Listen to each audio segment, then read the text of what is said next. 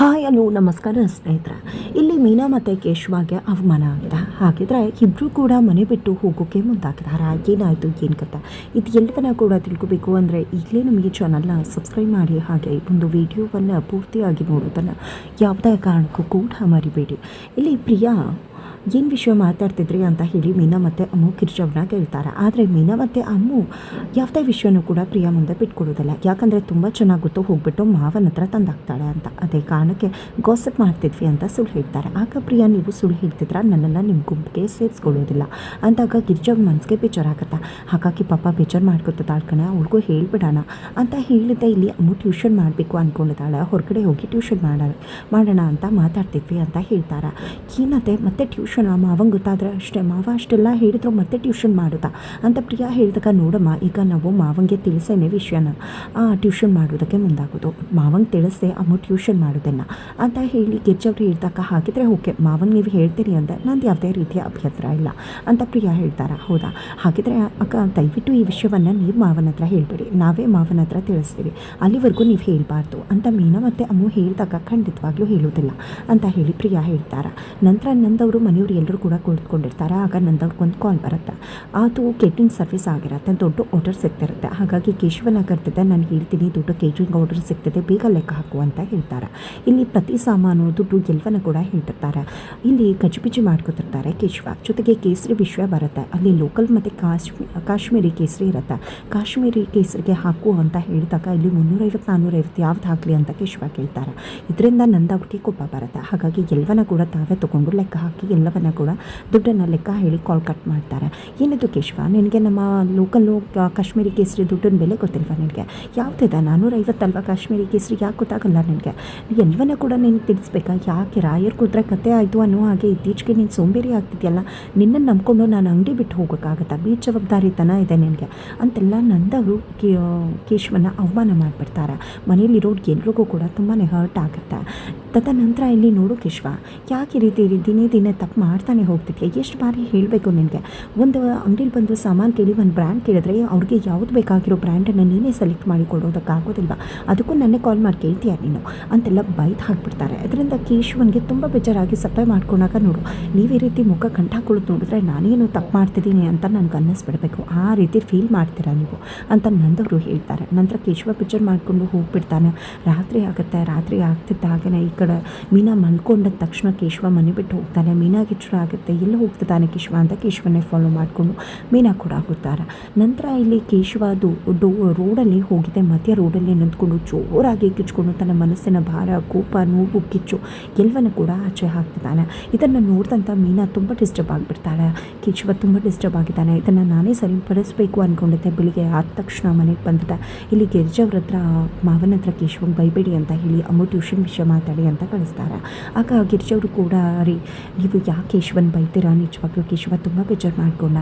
ಎಲ್ಲರೂ ಮುಂದೆ ನೀವು ಆ ರೀತಿ ಬೈಬಾರ್ದಿತ್ತು ಅಂದಾಗ ಏನು ಮಾತಾಡ್ತಿದ್ಯಾ ಗಿರಿಜ? ಎಲ್ಲರೂ ಮುಂದೆ ಬೈಬಾರ್ದು ಅಂದರೆ ಏನು? ಅವ್ರ ಮನೆಯವರೇ ತಾನೆ, ಅವ್ನಿಗೆ ಅವಮಾನ ಆಗುತ್ತೆ ಅಂತ ನಾನು ಸುಮ್ಮನೆ ಇರೋದಕ್ಕಾಗೋದಿಲ್ಲ. ನಾನು ಬೈಯೋದೇ ಹೀಗೆ, ತಪ್ಪು ಮಾಡಿದ್ರೆ ನಾನು ಹೀಗೆ ಬೈಯೋದು, ಗುಳಿಬಿಟ್ಟು ಕೊಟ್ಟರೆ ಶಿಲೆ ಆಗೋದು ಕಲ್ಲು, ಅದನ್ನು ಬಿಟ್ಟು ಸುಮ್ಮನೆ ಮುದ್ದು ಮಾಡಿದ್ರೆ ಯಾವುದೇ ರೀತಿ ಪ್ರಯೋಜನ ಇಲ್ಲ. ನನಗೆ ಆಸೆ ಇರಲ್ವಾ ನನ್ನ ಮಗ ಉದ್ಧಾರ ಆಗಬೇಕು, ಅವನು ಬೆಳಿಬೇಕು ಅಂತ, ನಂದಣ್ಣ ಅಂತ ಹೇಳ್ತಿರ್ತಾರೆ, ಮುಂದೆ ಕೇಶವಣ್ಣ ಅಂತ ಬರಬೇಕು, ಅವ್ನ ಗಲ್ಲ ಮೇಲೆ ಕೂತ್ಕೋಬೇಕು ಅಂತ ನನಗೆ ಆಸೆ ಇದೆ. ಗಿರಿಜಾ ಸ್ಟೋರ್ಸ್ಗೆ ಅವನೇ ಓನರ್ ಆಗಬೇಕು ಅಂತ, ಅದಕ್ಕೆ ಅವನನ್ನು ತಯಾರಿ ಮಾಡ್ತಿರೋದು.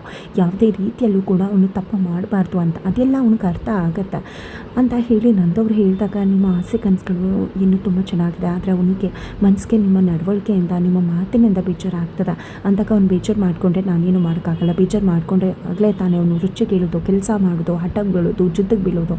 ಈಗ ರಕ್ಷಣೆ ನಾನೇ ಹಾಕ್ಲಿಕ್ಕೆ ಕರೆಯಬೇಕು, ಅವನೇ ಬಂದು ಏನಾದರೂ ಇನಿಷಿಯೇಟಿವ್ ಆಗಿ ತೊಗೊಂಡು ಮಾಡ್ತಾನೆ, ನಾನು ಏನು ಹೇಳ್ತೀನಿ ಅಷ್ಟೇ ಮಾಡ್ತಾನೆ, ಅದೇ ಅವ್ನು ಮಾಡ್ತಿರೋ ತಪ್ಪು. ನನ್ನ ಹತ್ರ ಬಂದು ಲೆಕ್ಕ ಹಾಕ್ತೀನಿ, ನಾನು ಕೂತ್ಕೊಂಡು ದುಡ್ಡು ಇಸ್ಕೋತೀನಿ ಅಂತ ಹೇಳಿದ್ರೆ ನಾನು ಬೇಡ ಅಂತ ಏನಾದರೂ ಹೇಳ್ತೀನಿ?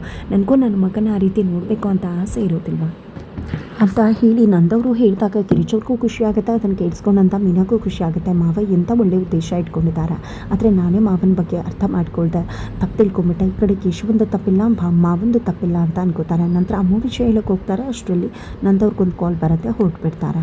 ನಂತರ ಮೀನಾ ಮತ್ತು ಗಿರಿಜ್ ಅವರಿಬ್ಬರು ಕೂಡ ಮಾತಾಡ್ಕೊತಿರ್ತಾರೆ. ಆ ಸಮಯಕ್ಕೆ ಪ್ರಿಯಾ ಬರ್ತಾರೆ. ಕೇಶವ ಅವರು ಯಾಕೆ ಮಾವನ ಹತ್ರ ಬಯಸ್ಕೋತಾರೆ, ಮಾವನ ಹೇಳಿದ ಕೆಲಸ ಮಾಡೋಕ್ಕಾಗಲ್ವ ಅವ್ರಿಗೆ ಅಂತ ಹೇಳಿದ ತಕ್ಷಣ ಇಲ್ಲಿ ರೊಚ್ಚು ಕೇಳ್ತಾಳೆ ಮೀನಾ. ನೀವು ಏನು ಈ ರೀತಿ ಎಲ್ಲ ಮಾತಾಡ್ತಿದ್ರ, ನನ್ನ ಗಂಡನ ಬಗ್ಗೆ ಈ ರೀತಿ ಎಲ್ಲ ಮಾತಾಡೋದು ನಂಗೆ ಸ್ವಲ್ಪ ಕೂಡ ಇಷ್ಟ ಆಗೋದಿಲ್ಲ. ಅವರು 10 ಕೆಲಸ ಮಾಡ್ತಾರೆ, ಅದರಲ್ಲಿ ಯಾವುದೋ ಒಂದು ಎಡವಟ್ಟು ಆಗ್ಬೋದು, ತಪ್ಪಾಗ್ಬೋದು, ಆ ಥರಕ್ಕೆ ಮಾವನ ಹತ್ರ ಬಯಸ್ಕೊತಿದ್ದಾರೆ ಅವರು ಅಂತ ಹೇಳಿ ಮೀನಾ ಹೇಳಿದಾಗ ಈ ಕಡೆ ಪ್ರಿಯಾ ಮಾಧವ್ ಅವ್ರು ನೋಡಿ ಹೇಗೆ ಕೆಲಸ ಮಾಡ್ತಾರೆ ಇಲ್ವನ್ನ ಕೂಡ ಮಾವ ಹೇಳೋದನ್ನು ಅಂದಾಗ ಮಾವ ಏನೋ 1-2 ಕೆಲಸ ಹೇಳ್ತಾರೆ, ಅದಕ್ಕೆ ಮಾಡ್ತಾರೆ. ಆದರೆ ಇಲ್ಲಿ ಕೇಶವನ್ಗೆ ಬೇಕಾದಷ್ಟು ಕೆಲಸ ಇರುತ್ತೆ. ಇನ್ನು ಮುಂದೆ ನನ್ನ ಗಂಡನ ಬಗ್ಗೆ ಈ ರೀತಿ ಎಲ್ಲ ಮಾತಾಡೋಕ್ಕೆ ಬರಬೇಡಿ, ನೀವು ಆಡೋ ಮಾತುಗಳು ಯಾವಾಗಲೂ ಕೂಡ ಎಡವಟ್ಟೆ ಮಾಡುತ್ತೆ ಅಂತ ಹೇಳಿ ಸೆಟ್ ಮಾಡಿಕೊಂಡು ಮೀನಾ ಪ್ರಿಯಾಗೆ ರೇಗೆ ಬನ್ನಿ ಅತ್ತೆ ದೇವಸ್ಥಾನಕ್ಕೆ ಹೋಗೋಣ ಅಂತ ಗಿರೀಶ್ ಅವ್ರನ್ನ ಕರ್ಕೊಂಡು ಹೋಗ್ಬಿಡ್ತಾರೆ. ಈ ಕಡೆ ಪ್ರಿಯಾ ಬೇಜಾರು ಮಾಡ್ಕೊಂಡಾಗ ಮಾಧವ್ ಅವ್ರು ಬಂದು ಯಾಕೆ ಏನು ಅಂತ ಕೇಳಿದಾಗ ಈ ರೀತಿ ಕೇಶವ್ರು ಕೆಲಸ ಮಾಡೋಕ್ಕಾಗಲ್ವಾ ಮಾವ ಹೇಳಿದ್ದನ್ನು ಅಂತ ಮೀನವ್ರು ಕೇಳಿದ್ದಕ್ಕೆ ಅವ್ರಿಗೆ ಎಷ್ಟು ಕೋಪ ಮಾಡಿಕೊಂಡು ಬೈದ್ರು ಗೊತ್ತಾ. ನನ್ನ ಗಂಡನ ಬಗ್ಗೆ ಈ ರೀತಿ ಎಲ್ಲ ಮಾತಾಡಬೇಡಿ ಅಂತ ಹೇಳಿದ್ರು. ನಿಮ್ಮ ಗಂಡನಿಗೇನೋ 1-2 ಕೆಲಸ ಇರುತ್ತೆ, ಅದೇ ಕಾರಣಕ್ಕೆ ಅವ್ರು ಅಚ್ಚುಕಟ್ಟಾಗಿ ಮಾಡ್ತಾರೆ. ನನ್ನ ಗಂಡಂಗೆ 10 ಕೆಲಸ ಇರತ್ತಾ, 1-2 ಎಡವಟ್ಟಾಗುತ್ತೆ ಅಂತ ಹೇಳಿದ್ರು ಗೊತ್ತಾ ಅಂದಾಗ ಅವ್ರು ಹೇಳಿದ್ದೇನು ತಪ್ಪಿಲ್ಲ ಅಲ್ವಾ, ನಿಜ ಅಲ್ವಾ, ನನಗೊಂದು 2 ಕೆಲಸ ಇರತ್ತೆ ಅಷ್ಟೇ. ಆದರೆ ಕೇಶವಗೆ ಎಷ್ಟು ಕೆಲಸ ಮಾಡ್ತಾನೆ ಗೊತ್ತಾ, ಅದರಲ್ಲಿ ಒಂದು ಯಾವುದೋ ತಪ್ಪಾಗುತ್ತೆ. ನೀನು ಕೂಡ ಹೋಗಿದ್ದೆ ಬೇಜಾರು ಮಾಡ್ಕೊಬಿಡಿ ಅಂತ ಅವ್ರಿಗೆ ಸಾಂತ್ವನ ಹೇಳಿದ್ರೆ ಅವ್ರಿಗೂ ಖುಷಿ ಆಗ್ತಿತ್ತಲ್ವ. ಅದನ್ನು ಬಿಟ್ಟು ನೀನು ಈ ರೀತಿ ಮಾತಾಡಿದೆ, ಅದಕ್ಕೆ ಅವ್ರಿಗೆ ಬೇಜಾರಾಗಿದೆ. ಸರಿ ಆಯಿತು, ಇನ್ನು ಮುಂದೆ ಬೇರೆಯವ್ರ ವಿಷಯಕ್ಕೆ ಹೋಗಬೇಡ ಆಯಿತಾ ನೀನು ಅಂತ ಹೇಳಿ ಮಾಧವ್ ಅವರು ಪ್ರಿಯಾನ ಸಮಾಧಾನ ಮಾಡ್ತಾರೆ. ನಂತರ ಗಿರಿಜಾ ಮತ್ತು ಮೀನಾ ಇಬ್ಬರು ಕೂಡ ದೇವಸ್ಥಾನಕ್ಕೆ ಹೋಗಿರ್ತಾರೆ. ಇತ್ತ ಕಡೆ ನಂದವರು ಮನೆಗೆ ಬರ್ತಾರೆ. ಏನಿದು ಗಿರಿಜಾ ಮನೆಯಲ್ಲೇ ಇಲ್ವಲ್ಲ, ಊಟಕ್ಕೆ ಕರೆದ್ಲು ಮನೆಯಲ್ಲೇ ಇಲ್ವಲ್ಲ ಅಂದಾಗ ಅಯ್ಯೋ ಮಾವ, ಗಿರಿಜಾ ಅತ್ತೆ ಮತ್ತು ಮೀನವರಿಬ್ಬರು ಕೂಡ ದೇವಸ್ಥಾನಕ್ಕೆ ಹೋಗಿದ್ದಾರೆ ಅಂದಾಗ ನೀನು ಹೋಗ್ಬೋದಿತ್ತಲ್ವಮ್ಮ ಅಂದಾಗ ನಮ್ಮ ಮಾವ ದಾಸ್ ಬೆಳಿಗ್ಗೆ ಎದ್ದ ತಕ್ಷಣ ದೇವಸ್ಥಾನಕ್ಕೆ ಹೋಗಬೇಕು. ನಾನು ಪ್ರತಿ ಶುಕ್ರವಾರ ದೇವಸ್ಥಾನಕ್ಕೆ ಹೋಗ್ತೀನಿ. ಈಗ ಅವ್ರು ಹೋಗಿದ್ದಾರಲ್ವ, ಮನೇಲಿ ಯಾರಾದರೂ ನೋಡ್ಕೋಬೇಕಾಗತ್ತೆ, ನೀವು ಬರ್ತೀರಾ, ಊಟ ಬಡಿಸ್ಬೇಕು, ಮನೆ ಕೆಲಸ ನೋಡ್ಕೋಬೇಕು, ಮನೆಯಲ್ಲಿ ಯಾರಾದರೂ ಇರಬೇಕಾಗತ್ತಲ್ವ, ಅದೇ ಕಾರಣಕ್ಕೋಸ್ಕರ ಇಲ್ಲಿ ನಾನು ದೇವಸ್ಥಾನಕ್ಕೆ ಹೋಗಲಿಲ್ಲ ಅಂತ ಹೇಳಿದಾಗ ನಿಜವಾಗ್ಲೂ ನೀನು ಎಂಥ ಒಳ್ಳೆ ಹೆಣ್ಮಕ್ಳಮ್ಮ, ಮನೆ ನೋಡ್ಕೋಬೇಕು ಎಲ್ಲ, ನಿಜಕ್ಕೂ ನಿನ್ನಂಥ ಮಗಳನ್ನ ನೋಡಿದ್ರೆ ತುಂಬ ಖುಷಿ ಆಗುತ್ತೆ. ಹೌದು, ನೀನು ತುಂಬ ಚೆನ್ನಾಗಿ ಓದ್ಕೊಂಡಿದ್ಯಲ್ವ, ನೀನು ಕೂಡ ಹೊರಗಡೆ ಕೆಲಸ ಮಾಡಬಹುದಲ್ವ ಅಂದಾಗ ಅಯ್ಯೋ ಮೀನವ್ರು ಕೆಲಸಕ್ಕೆ ಹೋಗ್ತಾರೆ, ಹಾಗೆ ಗಿಜ್ಜಾ ಅತ್ತೆ ಕೂಡ ರೆಸ್ಟ್ ತೊಗೋಬೇಕು, ಅವ್ರಿಗೂ ವಯಸ್ಸಾಗಿದೆ, ಜೊತೆಗೆ ಅಮ್ಮ ಕೂಡ ಹೊರಗಡೆ ಕಾಲೇಜ್ ಮುಗಿಸ್ಕೊಂಡು ಕೆಲಸಕ್ಕೆ ಹೋಗಿ ಬರ್ತಾಳೆ, ಬೇರೆ ಮನೇಲಿ ಟ್ಯೂಷನ್ ಮಾಡ್ತಾಳೆ, ಮನೇಲಿ ನೋಡ್ಕೊಳಕ್ಕೆ ಯಾರಾದರೂ ಇರಬೇಕಲ್ವ ಮಾವ ಅಂತ ಪ್ರಿಯಾ ಹೇಳಿದ ತಕ್ಷಣ ಏನಮ್ಮ ಹೇಳಿದೆ, ಅಮ್ಮ ಹೊರಗಡೆ ಹೋಗಿ ಟ್ಯೂಷನ್ ಮಾಡ್ತಿದ್ದ ಅಂತ ಹೇಳಿದಾಗ ಹೌದು ಮಾವ, ಯಾಕೆ ನಿಮಗೆ ಗೊತ್ತಿಲ್ಲ, ಅತ್ತೆ ಮತ್ತು ಮೀನವರು ನಿಮ್ಮ ಹತ್ರ ಹೇಳ್ಬೋದು ಅಂತ ಅಂದ್ಕೊಂಡೆ, ಆದರೆ ಈ ಬಾರಿ ಕೂಡ ಹೇಳಿಲ್ವಾ. ಅಯ್ಯೋ ಅವ್ರು ಮೊದಲೇ ಹೇಳಿದರು ನೀನು ಯಾವುದೇ ಕಾರಣಕ್ಕೂ ಹೇಳಬಾರ್ದು ಅಂತ, ಈಗ ನಾನೇ ಹೇಳಿದೆ ಅಂತ ಗೊತ್ತಾದರೆ ಖಂಡಿತ ಕೋಪ ಮಾಡ್ಕೋತಾರೆ ಮಾವ ಅವ್ರು ನನ್ನ ಮೇಲೆ.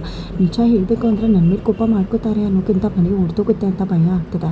ದಯವಿಟ್ಟು ಮಾವ ನೀವು ಇದನ್ನು ಯಾವುದೇ ಕಾರಣಕ್ಕೂ ನಾನು ಹೇಳಿದೆ ಅಂತ ಹೇಳಿಬಿಡಿ ಅಂದಾಗ ಇಲ್ಲಮ್ಮ ನೀನು ಹೇಳಿದೆ ಅಂತ ನಾನು ಹೇಳೋದಿಲ್ಲ ಅಂತ ಹೇಳಿದೆ.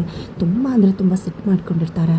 ಈ ಕಡೆ ಮನೆಯವ್ರು ಎಲ್ಲರೂ ಕೂಡ ಬಂದಾಗ ಇಲ್ಲಿ ಈ ಮನೇಲಿ ಏನಾಗ್ತದೆ, ನನ್ನ ತಪ್ಪು ಆಗ್ತದೆ ಅಂತ ಹೇಳಿದ್ಮೇಲೆ ಇನ್ನೊಮ್ಮೆ ತಪ್ಪು ಮಾಡಬಾರ್ದಲ್ವ, ಅದನ್ನು ಬಿಟ್ಟು ಮತ್ತೆ ತಪ್ಪು ಮಾಡೋದು ಅಂದರೆ ಏನು, ಒಂದು ಬಾರಿ ಹೇಳಿದ್ರೆ ಅರ್ಥ ಆಗೋದಿಲ್ವ ಅಂತ ಹೇಳಿದಾಗ ಇಲ್ಲಿ ಮೀನಾ ಅಮ್ಮು ಬೇಗ ಕಾಲೇಜ್ ಮುಗಿಸ್ಕೊಂಡು ಬರ್ತಾಳೆ, ಅದೇ ಕಾರಣಕ್ಕೆ ಬೋರ್ ಆಗುತ್ತೆ ಅಂತ ಹೊರಗಡೆ ಹೋಗಿ ಟ್ಯೂಷನ್ ಮಾಡ್ತಿದ್ದಾಳೆ ಮಾವ ಅಂದಾಗ ಇದು ಎಲ್ಲ ಆಗ್ತಿರೋದು ನೀನು ಬಂದಮೇಲೆ ಈ ಒಂದಲ್ಲ ಒಂದು ಎಡವಟ್ಟು ಆಗ್ತಿರೋದು, ಇದಕ್ಕೆಲ್ಲ ಕಾರಣ ನೀನೇನೆ ಅಂತ ಹೇಳಿ ನಂದವರು ಮೀನಾಗೆ ಆಹ್ವಾನ ಮಾಡಿಬಿಡ್ತಾರೆ. ಹಾಗಾಗಿ ಇಲ್ಲಿ ಮೀನಾ ಮತ್ತು ಕೇಶವ ಮನೆ ಬಿಟ್ಟು ಹೋಗೋ ಚಾನ್ಸಸ್ ಇದೆ. ಹಾಗಿದ್ರೆ ಏನಾಗುತ್ತೆ ಮುಂದೆ ತಿಳ್ಕೋಬೇಕು ಅಂದರೆ ಮುಂದಿನ ವೀಡಿಯೋಗೆ ವೆಯ್ಟ್